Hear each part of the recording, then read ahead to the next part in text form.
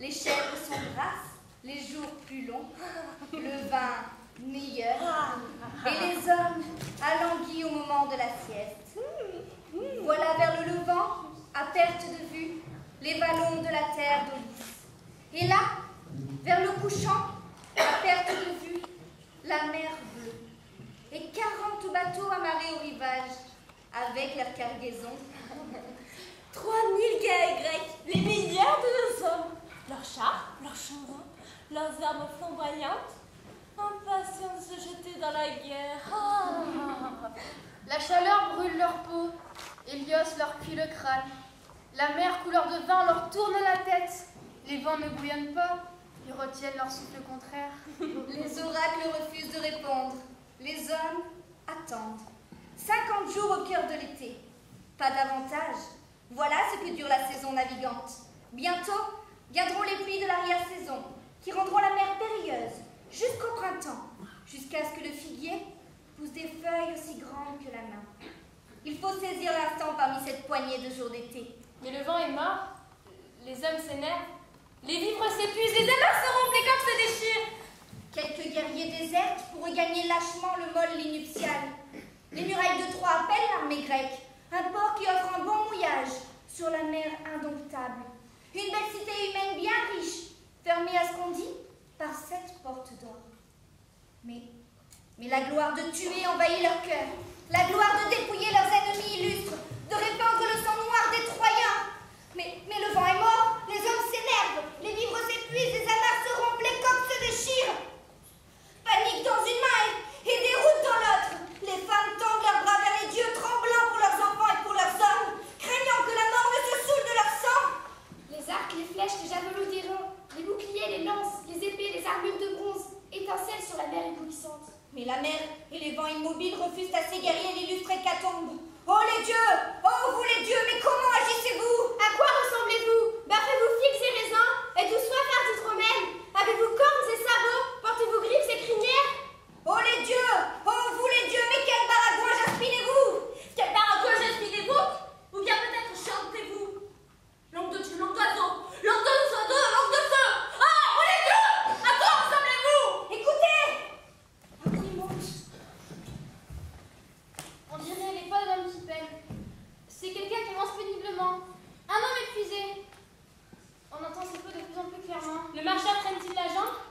Est-ce le pas d'un boiteux? Non, plutôt d'un homme qui hésite. Le voilà! C'est un gamin, quelques bergers. Il est aveugle. Un animal malade qui appelle la mort. A-t-il subi un châtiment? Est-ce un serpent qui l'a mordu? Ou bien un dieu qui l'a griffé? Chut, il arrive, taisez-vous, il arrive!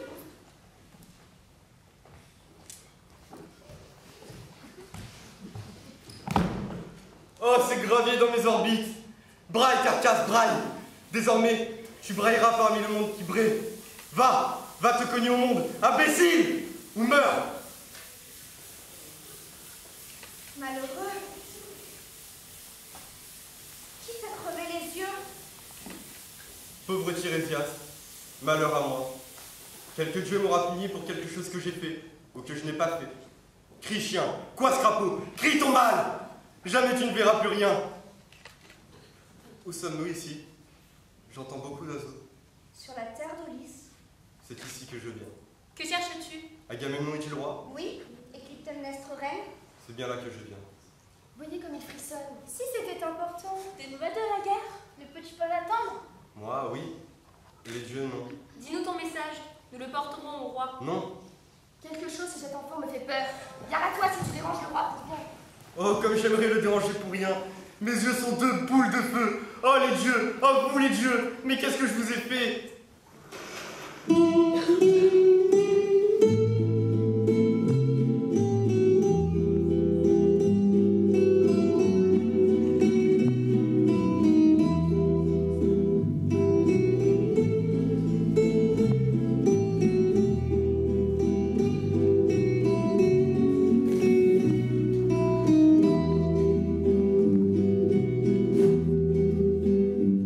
Si tienes un hondo penal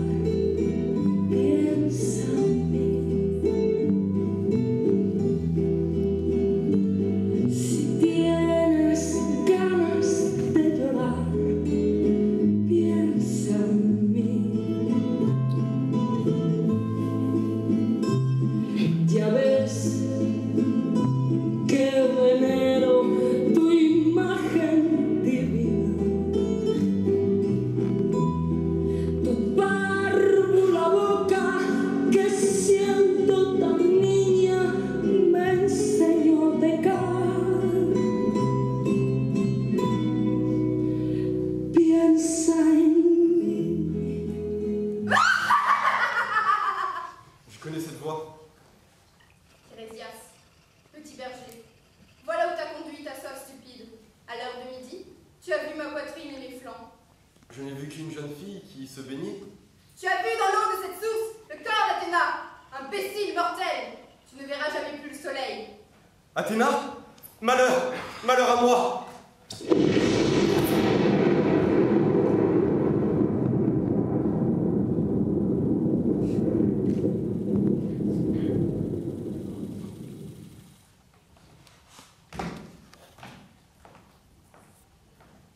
J'ai fait de toi un dieu caché, la voix des destins aveugles, la trompette du futur.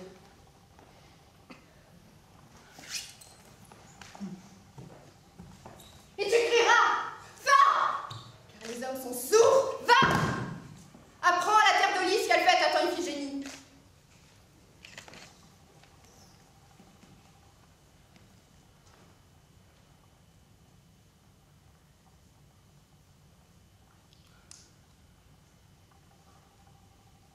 Esclave, fils de roi, écoutez sa voix, il ne s'occupe pas des choses de ce temps.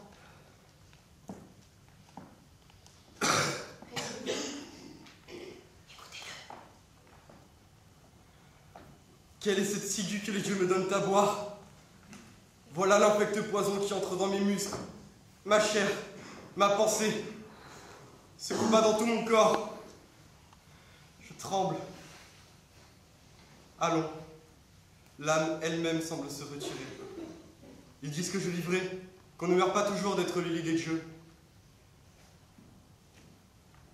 Enfant, parle-moi. Dis-moi le nom de ton malheur. Je ne demandais rien que la vie la plus simple.